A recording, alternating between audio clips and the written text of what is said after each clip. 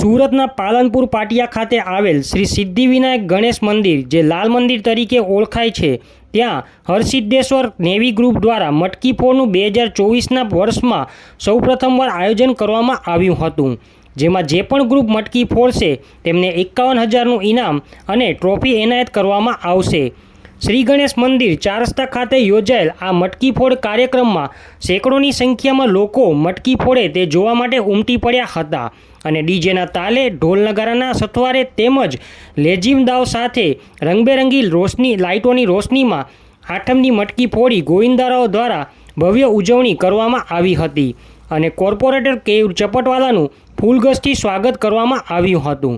તેમજ Shri હરસિદ્ધેશ્વર navy group Ganpati 10 દિવસ અલગ અલગ હરીફાઈનું આયોજન કરે છે, જે અંતર્ગત મહાપ્રસાદ પણ યોજાય છે, જેમાં હજારોની સંખ્યાઓમાં ભક્તો મા ભંડારાનો પ્રસાદનો લાભ લે છે। My TV news channel reporter Kishor Patel, Surat. Jayshreeben Rameshchandra Sutariya. તમારે આ ગ્રુપને લઈને મંદિરને વિશે શું કહેવું છે? આ ગ્રુપ નેવી ગ્રુપ લગભગ 8 વર્ષથી જોડાયેલા છે અમે એમાં અને 8 વર્ષથી આ કાર્યરત છે। મંદિરને લઈને શું અહીંયા પ્રોગ્રામ રાખવામાં આવે છે અને ગણેશ ઉત્સવ ટાઈમે શું રાખો છો પ્રોગ્રામ?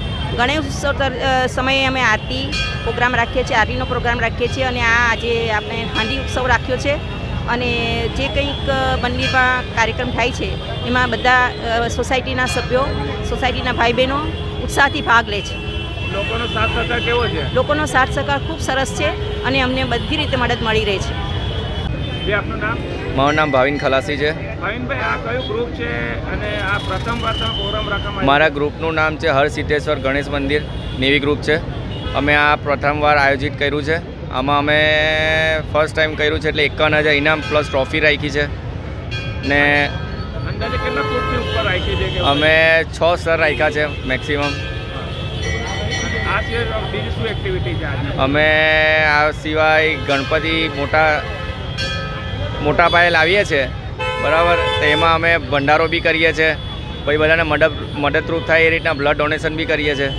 શું મેસેજ આપવા માંગો? હું ખાલી બીજો એક જ મેસેજ આપવા માગું છું કે વધારે વધારે આ મંદિર આગળ જાય, બધા ભાઈ ભક્તો અહીંયા ભેગા થાય ને બધાની મનોકામના પૂરી થાય અહીંયા આવીને, બસ એટલી જ હું ઈચ્છા રાખું છું।